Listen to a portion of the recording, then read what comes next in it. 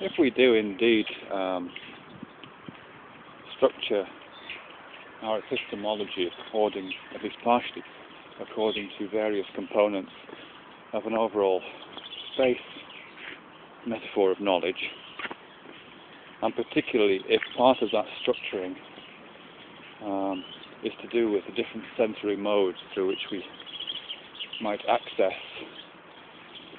phenomena in the real world, and it's the difference in those sensory modes of access which provides the metaphors for our different understandings of knowledge. Metaphorically speaking, that's the structure of our, at least part of the structure of our epistemology. What I haven't thought about or spoken about much so far is the sense of taste.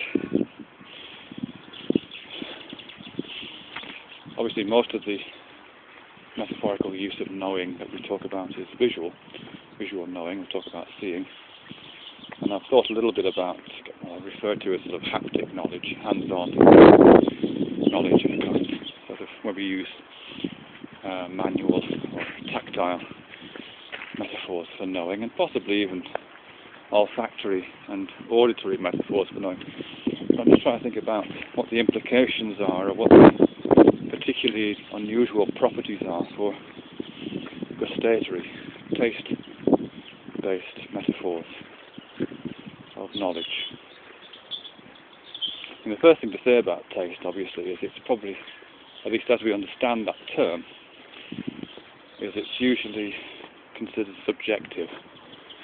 And in terms of other continuums that I've spoken about, in which we position objective knowledge at some distance, where it's interpersonally accessible to a whole set, a series of different visual observers, if you like, then at the other end of that continuum would be taste, which is very, very up close and personal and inside the body, and can only be accessed by one person at a time.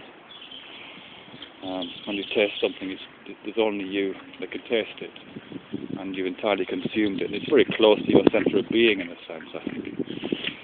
So I think for that reason, it functions within the overall schema as a good location and a good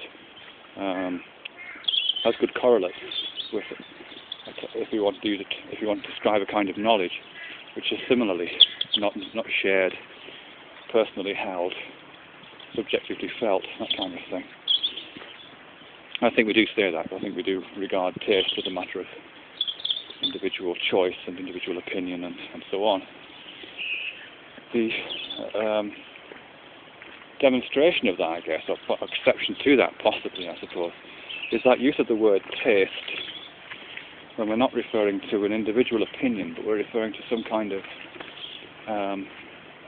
publicly agreed on attribute of certain phenomena in the world. We say some things are in bad taste or some things are in good taste, as if there is a kind of shared sense, a shared tongue licking the world. This is something Bourdieu writes about. He writes about it in relation to power and control and authority. One of the things that he talks about, as I understand it, is that taste, as it's understood in that sort of cultural and social sense, is the subjectively held opinions of the powerful, adopted hegemonically and by institutions and by individuals within society. So in terms of the schema, what's happening there? One way, perhaps, of looking at it, which I'm trying to wrap my head around right now, is to do with the overall image of the schema, which is that one is standing at the centre of a brightly lit space with all one's sensory organs, including one's sense of taste, intact. And it implies a kind of solipsistic or individually centred experience, phenomenally centred experience I am at the centre of my little world and you are of yours, to paraphrase Ivor Cutler. What Bourdieu thinks, I think, if I can interpret what Bourdieu is talking about in his construction of this idea of a kind of social taste, is that it involves a kind of recentering. It involves those people who are arbiters of public taste, those people who have some sort of authority or power for whatever reason,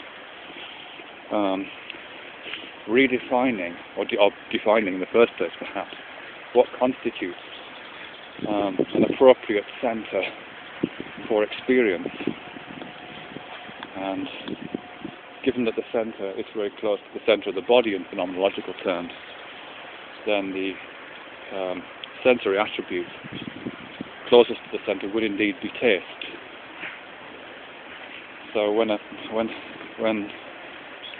we make claims about something being tasteful or good taste, what we're perhaps doing, or it could be argued we're doing, is we are affirming the centrality of a certain worldview and a certain phenomenal experience, metaphorically speaking, a certain metaphorical application of another person's phenomenal experience, so that what they see as objects become objective, what they